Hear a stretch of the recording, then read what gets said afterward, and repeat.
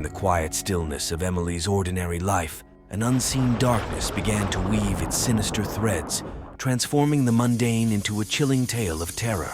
Weeks passed, and the sinister game played by the mysterious stalker showed no signs of letting up. Emily's nerves were stretched thin, her once ordinary life now a twisted nightmare.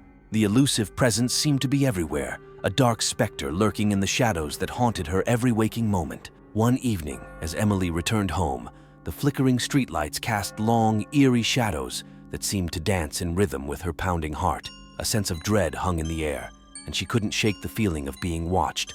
The moment she stepped through her front door, the phone rang, its shrill tone cutting through the silence like a razor.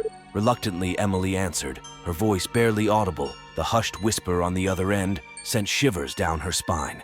The stalker recited intricate details of her day, things so personal and private that Emily felt like a puppet in the hands of a malevolent puppeteer. Terrified, Emily contacted the police, who began to investigate with newfound urgency. Yet, as they delved into the darkness, the stalker seemed to revel in the attention. The calls continued, each one more chilling than the last. The voice now carried an ominous tone, promising harm in cryptic messages that lingered long after the call had ended. Determined to escape the clutches of her tormentor, Emily sought refuge in the homes of friends and family, but the stalker's reach seemed to extend beyond the physical realm, infiltrating the sanctuary of her mind. Disturbing messages appeared in unexpected places, on her mirrors, written in steam after a hot shower, and even in the frost on her car window on a cold winter morning. The police, frustrated by the lack of tangible leads, enlisted the help of tech experts and behavioral analysts. They urged Emily to cooperate,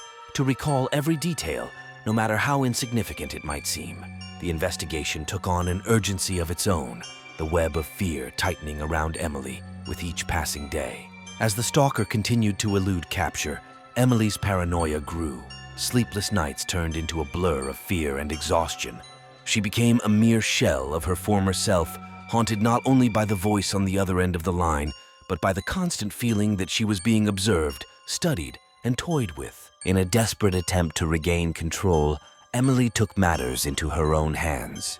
She meticulously reviewed every detail of her life, searching for patterns or connections that might lead to her tormentor. Her quest for answers became an obsession, blurring the line between sanity and madness. The stalker, cunning and elusive, seemed to anticipate Emily's every move. It was as if they were one step ahead, an unseen force orchestrating a malevolent symphony designed to break her spirit.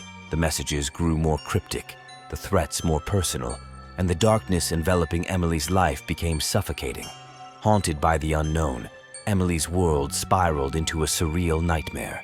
The line between reality and the terror inflicted upon her blurred, leaving her trapped in a chilling game with a faceless adversary. As the suspense reached its peak, the question lingered in the air. Who was the stalker? And what did they want from Emily? The answers remained elusive, hidden in the shadows of a nightmare that seemed to have no end.